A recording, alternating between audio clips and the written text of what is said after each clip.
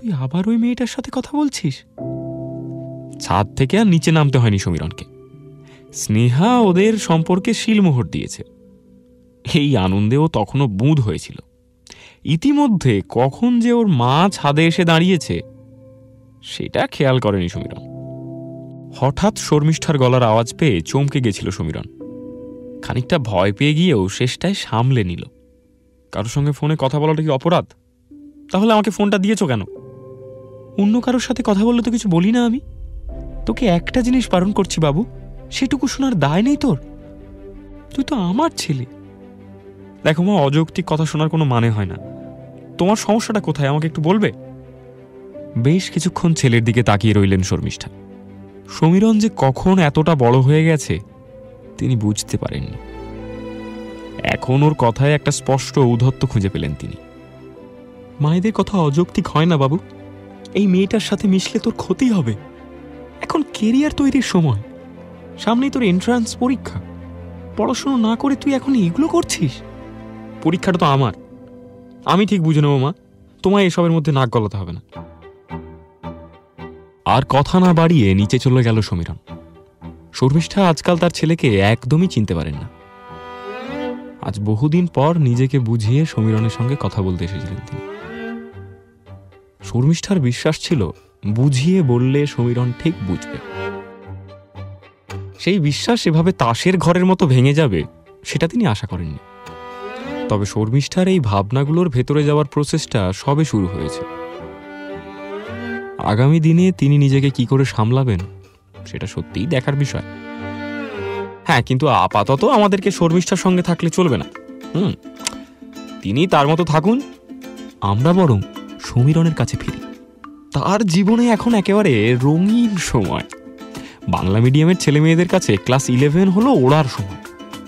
খোলা আকাশে উড়তে উড়তে কখন যে তারা গোঁত্তা খেয়ে এইচএসে খাতায় গিয়ে আছড়ে পড়ে সেটা এখনো রহস্যই রয়ে গেছে।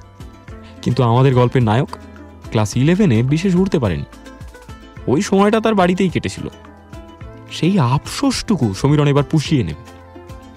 হ্যাঁ, এন্ট্রান্স দিয়ে ওর একটু আধটু চিন্তা হচ্ছে ঠিকই, কিন্তু প্রথম প্রেমের জাদুতে সেসব চিন্তা কোথায় হারিয়ে যায়। এই যেমন সামনে রোববার সমীরণ আর স্নেহার ডেটটা ফাইনাল হয়েছে। যদিও ভেন্যুটা কলকাতা নয়, চন্দননগর স্ট্যান্ড। কলকাতায় ডেটে যাওয়া নিয়ে দুজনের মধ্যে বেশ কথাবার্তা হয়েছিল। কোথায় যাবে, কি করবে, এসব কিছুই ঠিক করে উঠতে পারছিল না ওরা। তাই অবশেষে জায়গা পাল্টে চন্দননগর। জীবনে প্রথমবার একটা সত্যিকারের ডেটে যাচ্ছে সমীরণ। উত্তেজনায় সারা রাত ওর ঘুম এলো না। যাই বলিস, চন্দননগরের কাছে কিন্তু এসব পার্ক স্ট্রিট ময়দান জাস্ট পাত্তা পাবে না ভাই। হাঁটতে হাঁটতে বলল সমীরণ। সদ্য বিকেল হয়েছে, বেশ ফুরফুরে একটা হাওয়া দিচ্ছে, যাকে বলে প্রেম করার একেবারে একটা আদর্শ সময়। কি যে বলিস তুই, কথার কোনো মাথা মূল্য নেই। কোথায় কলকাতা আর কোথায় চন্দননগর। নেহাত আমিও এবার কনফিডেন্সটা পেলাম। তাই কেন, আমি ভুলটা কি বললাম? আরে চন্দননগরের মতো রোমান্টিক জায়গা আর দুটো আছে। এই যে স্ট্যান্ড, এইরকম সুন্দর গঙ্গার ঘাট, তুই আরেকটা খুঁজে দেখা আমাকে। ততক্ষণে ওরা স্ট্যান্ডে এসে পৌঁছেছে। জায়গাটা যে সুন্দর তাতে কোনো সন্দেহ নেই, কিন্তু আবেশের বশে সমীরণ হয়তো একটু বেশিই বলে ফেলেছে। স্নেহার যুক্তির কাছেও মোটেই পেরে উঠল না। আচ্ছা আচ্ছা বাবা, ঠিক আছে ঠিক আছে, মেনে নিলাম Kolkata best, Chandannagar second best. কিন্তু আজ তোকে এমন একটা জিনিস খাওয়াবো ভাই, তুই কিন্তু গোটা কলকাতাতেও খুঁজে পাবি না। কি খাওয়াবি? খাওয়ার কথা শুনে বেশ এক্সাইটেড হয়ে উঠেছে স্নেহা।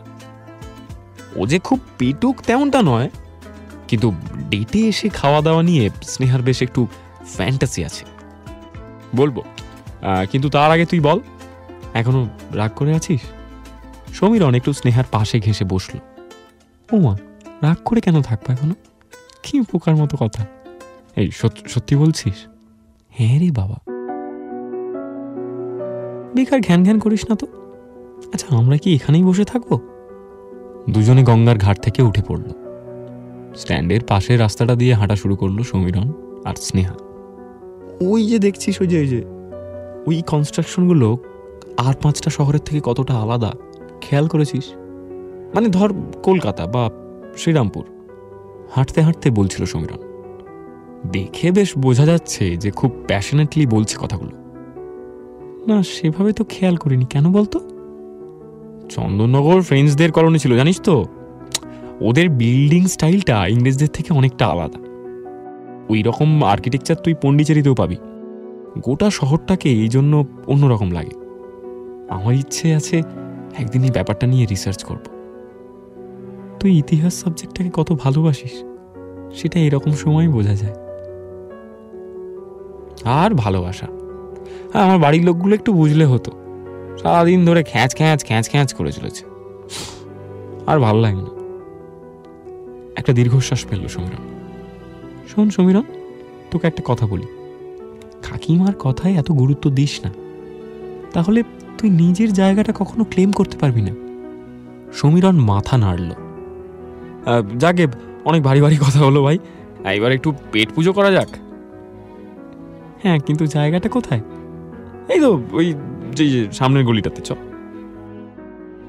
সেদিন ওদের খাওয়া দাওয়াটা বেশ দারুণ হলো। স্নেহা বলাইয়ের ফিশ কবিরাজি খেয়ে পুরো ফ্ল্যাট। ও স্বীকার করলো যে এই রকম জিনিস ও আগে কখনোই খায়নি। আবার কবে দেখা হবে? তুই বল, কবে বেরোবি? আমি তো ফাঁকাই। সামনের সপ্তাহ থেকে তো এন্ট্রান্স, মনে আছে? আরে দূর, ওসব নিয়ে কোনো চাপ নেই। চাপ না থাকলেও পড়তে হবে। এই তাহলে? সমীরণকে নকল করে হাসলো স্নেহা। আরে দূর, হাসিস না, ঠিক করে বলবি তো। মনে হয় প্রেসিডেন্সির এন্ট্রান্সের দিনেই আবার দেখা হবে। মানে এই তুই প্রেসির এন্ট্রান্স দিবি? তো তোর জেভিয়ার্সে পড়ার কথা ছিল। হ্যাঁ, তারপর ভেবে দেখলাম রোজ ওই কলেজ স্ট্রিট থেকে পার্ক স্ট্রিট যাতায়াত করতে করতেই দুজনের হাল খারাপ হয়ে যাবে। তাই মানে আমরা আমরা এক কলেজেই পড়বো? আরে দাঁড়া, আগে চান্স তো পেতে দে। তাই জন্য বলছি, ভালো করে প্রিপারেশনটা নেওয়া শুরু কর। এমনিতে এমসিকিউ পরীক্ষা, কোত্থেকে কি দিয়ে দেবে কিচ্ছু ঠিক নেই। স্নেহাকে এর আগে অনেকবার প্রেসিডেন্সিতে পড়ার কথা বলেছে সমীরণ, কিন্তু ও বরাবর সেন্ট জেভিয়ার্সে পড়বে বলে ঠিক করে রেখেছিল। আজকে হঠাৎ এই নতুন কথা শুনে খুব আনন্দ হলো সমীরণের। একই কলেজে পড়া মানে একসাথে অনেকটা সময় কাটানো যাবে। তার উপরে যে সে কলেজ নয়, প্রেসিডেন্সি। প্রেম করার জন্য কলেজ স্ট্রিটের থেকে ভালো জায়গা আর দুটো নেই। আনন্দের চোটে সমীরণ বোধহয় ভুলেই গেছে যে ওকে প্রেসিডেন্সির এন্ট্রান্সটা ক্র্যাক করতে হবে। তা এরকম প্রথম প্রথম প্রেমে অনেকেই অনেক কিছুই ভুলে যায়। কিন্তু সমীরণ কি এই আরো একটা জিনিস ভুলে যাচ্ছে? মানে ওর বাবা মা যে এই কদিন আগেই বেলুড় রামকৃষ্ণ মিশনে পড়ার কথা বলছিল, সেটা কি ওর একদমই মনে নেই? এই দেখুন, এদিকে শর্মিষ্ঠা কিন্তু একদমই এই ব্যাপারটা হাতছাড়া করতে রাজি নন। এই তো পরশুদিনই বেলুড়ে এন্ট্রান্স পরীক্ষা। তবে এবার কি হবে বলুন তো?